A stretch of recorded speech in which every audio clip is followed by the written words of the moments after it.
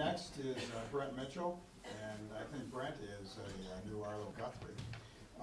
He dropped out of high school. He's from Denton, Texas, and he decided to hitchhike across the United States.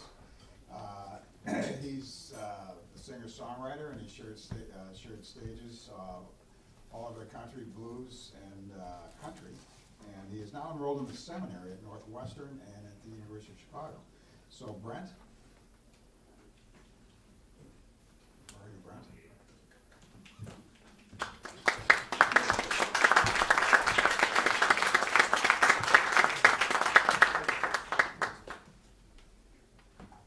Don, can I go over here? Just to be different?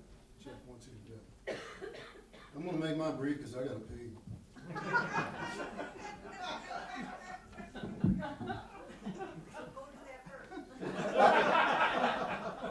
Obviously, the right way to do this is to do it off the cuff or to memorize what you're going to do. I'm a songwriter, and I can't even sing my songs without having them in front of me because I can't remember anything.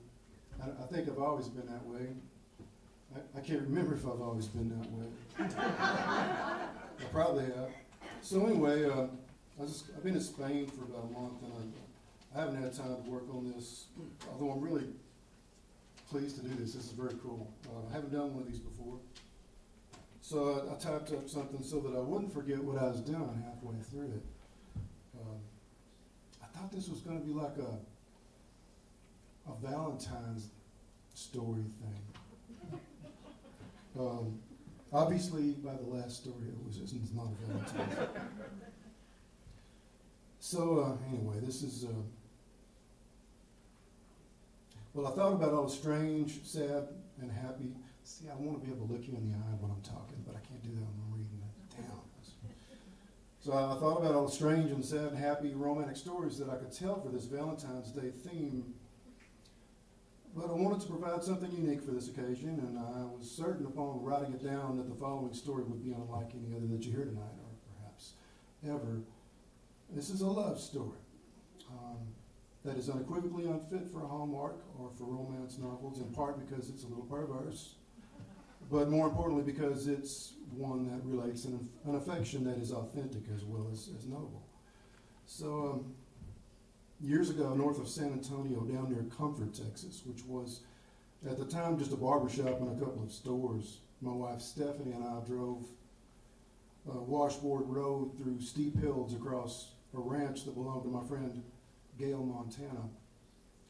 When we got to the end of the road, we parked and crossed the Caliche Drive up to Gail's improbably Gaudi-esque ranch house, where she was cooking in a small kitchen in which a variety of herbs hung to dry from the ceiling, enhancing the already inevitable impression suggested by the wonderfully strange architecture that we had entered a fairy tale witch's house. But in her long, brightly colored patchwork skirt, cowboy boots, a low-cut Mexican cotton blouse, and a big silver hoop earrings, Gail looked more like a gypsy than a witch. Her skin was smooth and dark, and so was her long plaited hair. And she smiled white and toothy like a Cheshire cat when she greeted us with hugs and kisses. So why don't y'all go on out back and have a beer, and I'll bring you some food. There's a keg out there, she told us. So we walked out back. She fed us on her patio along with a number of other folks who were juggling plates of tamales and bottles of beer. Many of them were old friends that I had known for years. One was holding court, in fact was courting a pair of young women who I took to be a gay couple with his famously long stories. He was not going to be successful. While another who had driven down from Ponder smoked his pipe as though he was alone and stared down into the valley below into what looked like 1,000 miles of twisted live oak trees. Someone we didn't know was playing guitar really badly, and someone else was playing a decent blues harp with him, and eventually someone set a needle down on an old Bob Wills LP, and couples, including us, three-stepped and waltzed as the night fell, and almost everyone sang along with Faded Love and Roly Poly, old Bob Wills tunes that everybody in Texas knows. We danced around the huge tile patio as the sky darkened and the tequila disappeared, and the turntable played Time Changes Everything, and the sky was bursting with stars the way it does down there, and the beer was cold, and the music was good, and I was very stoned. And by 2 in the morning, I utilized the last bottle of tequila in the most efficient way I could think of, while Steph looked on critically, but indulgently. We were sitting together on a bench on Gail's back patio. Some folks had gone to sleep, some had gone home, some were sitting, talking quietly and drinking, and eventually all we could hear was tree frogs and occasional coyotes. But then we heard Gail's voice from somewhere off to our left around the wraparound patio in the dark, repeating a bizarre phrase with a tone of encouragement.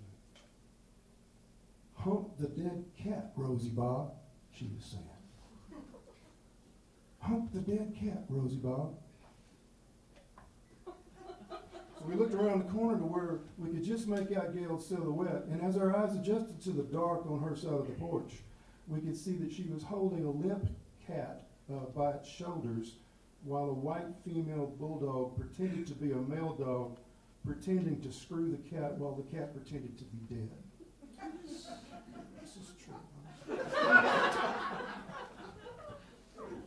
"What are you doing?" I whispered. I was whispering because I was drunk. I couldn't speak anything. I didn't do anything but whisper. Gail seems unaware that she was doing anything out of the ordinary.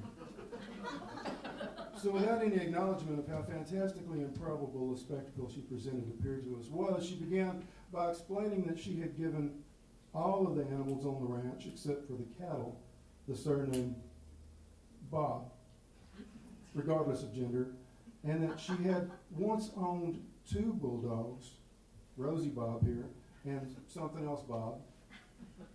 The other dog, Bob, had been the male of the pair of siblings. Anyway, on the ranch, days get long. Nothing much happens for long stretches of time.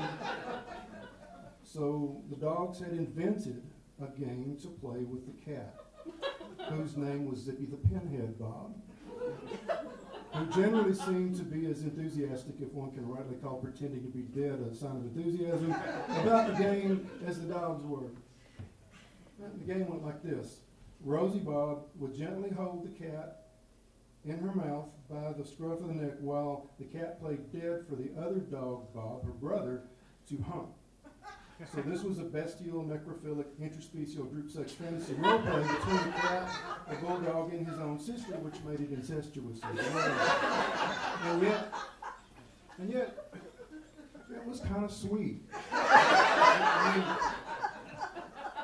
I mean, the innocent camaraderie with which these animals had cooperatively contrived a pastime between dogs and cat in which none were injured was endearing. But as Gail explained to us, the felicitous arrangement came to a tragic end, where one day Gail accidentally backed her truck over the male dog and killed him.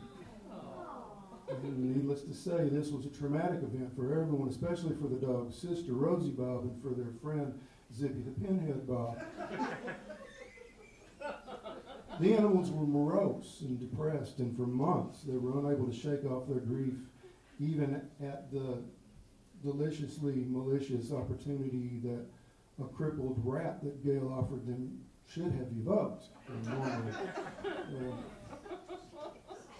Finally, Gail realized that she had to do something. She had to take matters into her own hands, and it was immediately evident what she was going to have to do. For the first time since the male Bob bulldog had died, the 2 surviving animals were comforted by continuing their favorite pastime with Gail's assistance, though Rosie Bob now had to play the role that the male dog had formerly played, which technically, Gail explained, made Rosie Bob an interspecial necrophiliac cat molester. Although, of course, I mean, they were only pretending. I listened and I thought about this, trying to make sure that I had really understood all of it correctly. While we watched Rosie Bob strain to balance her considerable bulk on her rear legs while pumping her non-existent member into the limp cat. The limply hanging cat, which seemed to be trying to defiantly stare me down with one half-opened eye as if it was daring me to object to this quasi-pornographic zoological kink, perhaps on the basis of some biblical prohibition, Although, so far as I know, there is no biblical pronouncement against humans compassionately facilitating the interspecial necrophilic molestation of a cat by a bulldog pretending to have a penis. And furthermore, this was not just the boredom-defying activity that it had originally been. This was an act of love. A comforting memorial demonstration of bereavement between the cat and the dog and this remarkably non-judgmental and indulgent human being.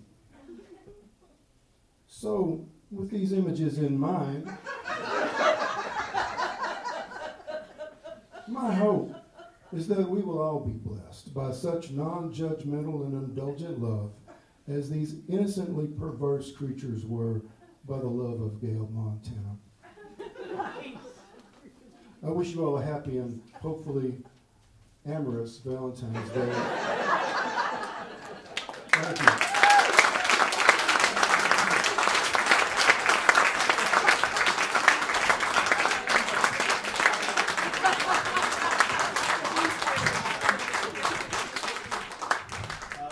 Brent, thank you so much for that.